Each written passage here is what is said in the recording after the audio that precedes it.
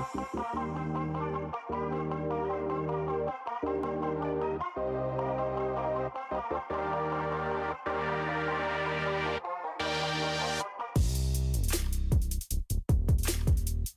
is up, YouTube? Crow from Triple Sleeve, back at it again with another video.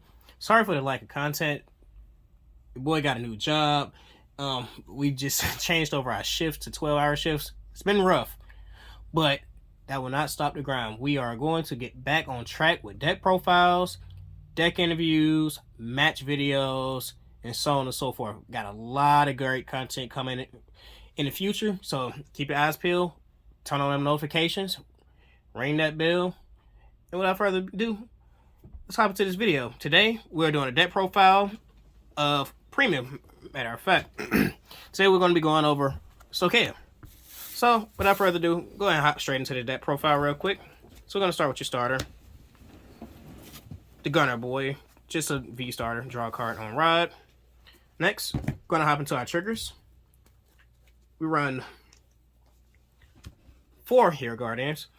I've loved the introduction of Hill Guardians. It's made the game so much more fun, a little bit more balanced. Because normally, most people will run like your V plus decks and just kill you right on the grade 3 turn. With the introduction of Hill Guardians, it kind of makes the gas last a tad bit longer.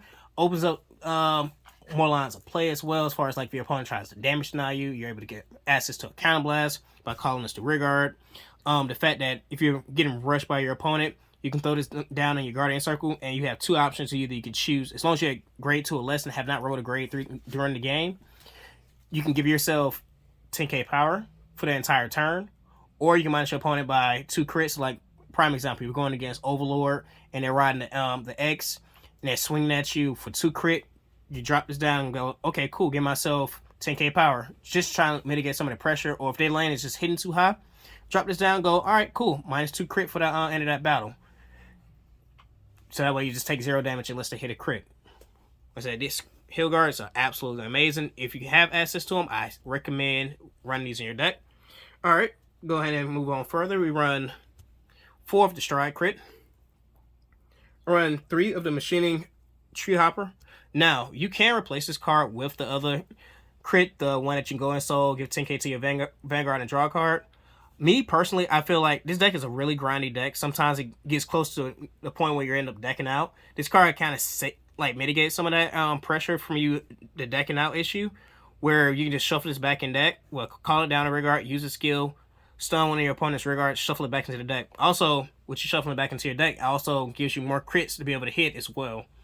And especially if you're playing against a mirror match, this card can make or break the game just to the sheer fact that, again, since it's a grind deck, and if both decks are playing each other, you're just stalling each other out. It pretty much goes into a deck out game.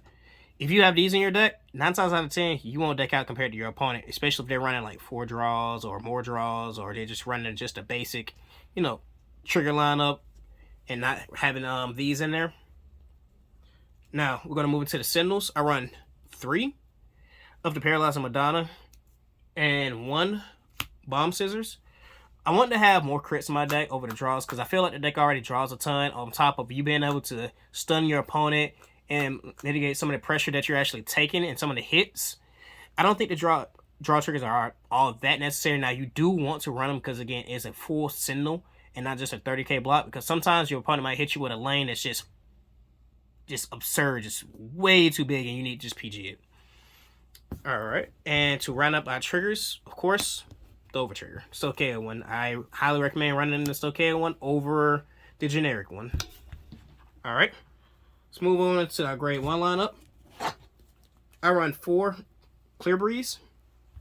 This card is insane. I love this card. It's a Vanguard Regular skill. It's a filter.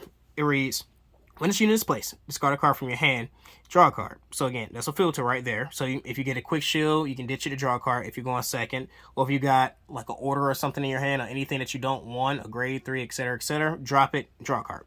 Cool. Now, it also has another skill that says, if you discarded a grade 3 for this cost, choose one of your opponent's rear guards and without a cradle marker, and you might put a cradle marker on it. Alright, you might be asking, for people who aren't familiar with cradle markers, what is a cradle marker? This is a cradle marker here, and it reads, when it's The unit with a critical marker on it, it loses original abilities. So again, no skills on it.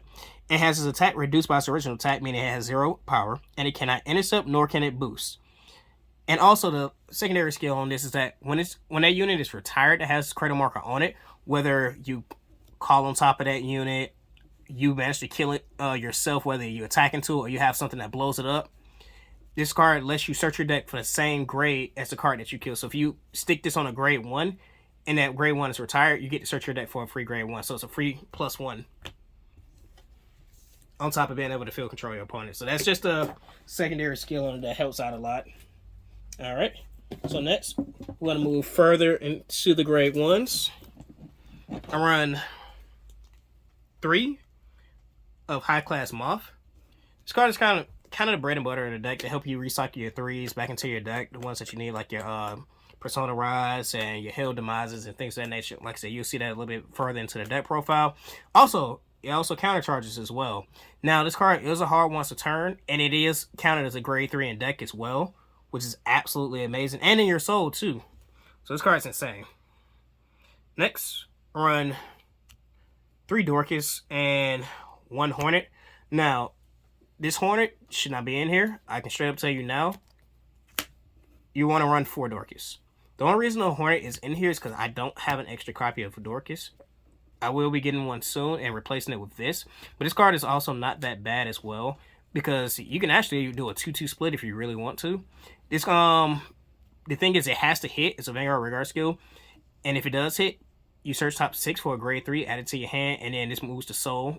If it's on Regard, if it's on Vanguard and it hits, obviously it can't move itself to Soul, so you just get the free +1. But yeah, this card is good if you want to. It helps to fuel the Soul as well, so it has multiple purposes in the deck. Again, I personally like the Dorcas instead. So that pretty much rounds up all the grade 1s. Now let's move into the grade 2s. I run 4 Shadow Cloak.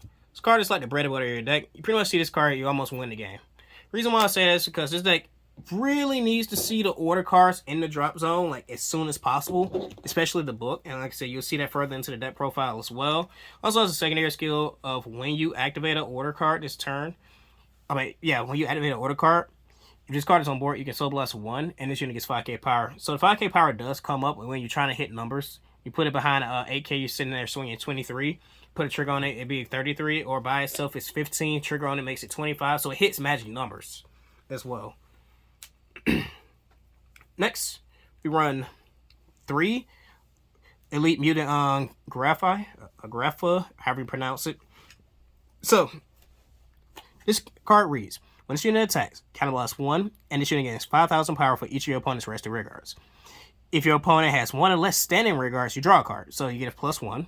And it also, the power sticks on it into the end of turn. And it also has a secondary skill that reads, continues. All of your opponent's rear guards in the same column as this unit cannot intercept. So, not only are you able to stun your opponent out, you're also able to stop them from intercepting with those units as well with this. So that way, you can keep on the pressure as well. Alright, next, we run 3 Machine Mantis. Again, just another way to see your grade 3s. Again, you need to see your grade 3s in this deck. Specifically the Persona Rod. And also the Order, the book. Again, once we'll get into that later into the profile. But this card is amazing. And on top of that, it gets 6,000 power when placed. You just, again, just there to search. Get the free +1. Alright. Go ahead and move into the grade 3s. Run 1 Gredora. Now, this is for certain matchups. This card isn't good in every matchup, but it's extremely, extremely good in like your Nightmare Doll matchup. It's pretty good and really good in the Granblue matchup, because Granblue doesn't have access to extra markers to get Excel markers or anything like that, since it's a protect deck. So what you can do is that you ride this going first, stun your opponent's column. So now they only have 1 lane to really attack you with. So you really only have to block just 1 column in the Vanguard column. Alright. Next, you have 3 Hail Demise. If it was up to me, I would cut one of these. For I cannot remember the name of the card, but it's something Scissors. It came out of one of the older clan selections where he reads, when he's placed on rear guard, you can Soul Blast 1 grade 3, stand one of your rear guards, and himself gets additional 10k power, so he's swinging for 22. He also has another ability that reads, when this unit, well, when you damage your opponent and if you have a grade 3 or greater Vanguard, you can counterblast 1 and call that card from your drop zone on the board. So it's an extra attack extender as well. It kind of does what Hell Demise does, but with a cost. Hell Demise is when this unit is placed, you get to stand one of your other regards. You combo that card off with your Gredora Stride here, so you'll swing with Gredora. Well, swing with a column, use Gredora. When you swing, Soul Blast 1, call this from deck. And then you'll just call it on one of the other circles that has the least power. And then you'll stand the other regard. So that way you can get your multi-attack going. So it at least provides you with your 1, 2, 3, 4, 5 attacks at least. Alright. And round up our last grade 3s that we run in the deck. For this guy here. So this guy is a Persona Rider. We do not use anything that has markers in it. This card is pretty much the bread and butter of the deck. The key, the soul, the heart, anything that you can think of. So this card reads, when this unit is placed on Vanguard, you choose a normal unit from your normal order from your drop zone, and you may play it without paying the cost. That is insane. So you just get free value out of your orders without having to pay a cost. And then it also reads that, just a reminder text for everybody as well, this is played counts towards the number of orders played this turn. So that means when you place this and you use the order from your drop zone, you can't use another order from your hand to, keep comboing off. You just try to keep it fair and balanced. All right, now we're going to move into the orders that you play in the deck. You have a ton of options, personal preferences, all in all, but there's two orders specifically that you have to at least play at least 1 to 2 copies of. All right, this card here. This card is not mandatory. It's an option. I like it because, again, if I don't see my other order, which I'll get to a little bit later, it's another draw order. This allows me just to draw 2 cards. So it's like a pot of greed. So just plussing. I run 1 Lyrical Veil. So this card here, normally you have to Soul Blast 2, discard another Lyrical Veil with it, and you get to call 2 grade 2 or less units from your drop zone, and they gain intercept from the back row as well. Just a way just to build your board in case it gets disrupted or anything of that nature. Now, again, you do want to run this card at least 1 to 2 of. Personally, I only like 1 copy. I don't like too many orders in my deck because I feel like it's too clunky. Plus, Shadow Cloak can easily dump this from the deck to the drop zone. And if you have it in hand, you can use Clear Breeze to drop it from your hand and put it into the drop zone. Last but not least, the last 2 orders that we run. 2 of this guy here. Strong Arming. This order is absolutely insane. The cost on it is ridiculous, but what's the cost when you have this card here that literally just says play it for free? So you use the Shadow Cloak. This is the target you mainly want to dump first. Everything else can be afterwards. And if you draw this in your hand, Clear Breeze, you can just dump it, put it into your drop zone, so that way you have access to it, so that way you can use this to go ahead and play it from your drop zone to draw 3 cards and choose 3 units and put it in your front row. So again, that's a 10k power to your front row on top of drawing 3 cards. And then if you combo this off with riding into your Persona Rod, you can give 20k to your front row essentially. Now, I will say this. Once you stride, the unit that was in the Vanguard will not keep the 10k power from the order, but it will keep it from the Persona Rod. Because Persona Rod reads that the player itself gains 10k power to the front row, not the units itself. Because I know some people were confused about that. So I just wanted to clarify that for the people out there. Alright, now, that pretty much rounds up the deck itself. Again, there's a few flex slots in the deck, all in all. But I think this list right here is really solid. I've been enjoying playing this list. It's been a ton of fun. Really consistent as well. But, again, y'all want to see what the G-Zone is. We're going to go ahead and finish this out here. So, we run 3 of the Gredora Stride. This needs to be 4. My last copy is coming in the mail. So, this card here isn't even used. I have 2 copies of it. Everything else is just pretty much a place filler in here. I'm not even going to lie to you. So, I will easily turn this into another Gredora Stride. And then just run 1 copy of her. 2 Overwhelm. 2 Optorandus. 1 Zoa, because it can come up. I run 3 of Mophisis. I believe I pronounced that correctly. Just a 25k shield. 2 of Griefort. Again, I'm butchering these names. This card here is that count minus 1, rest your opponent's back row, and for every 2 cards that they have rested, this gains an additional 5k shield on it. So just a way to mitigate some of the pressure, and again, being almost a 25k shield. And one of the Unflipper G guards where you can draw a card and countercharge.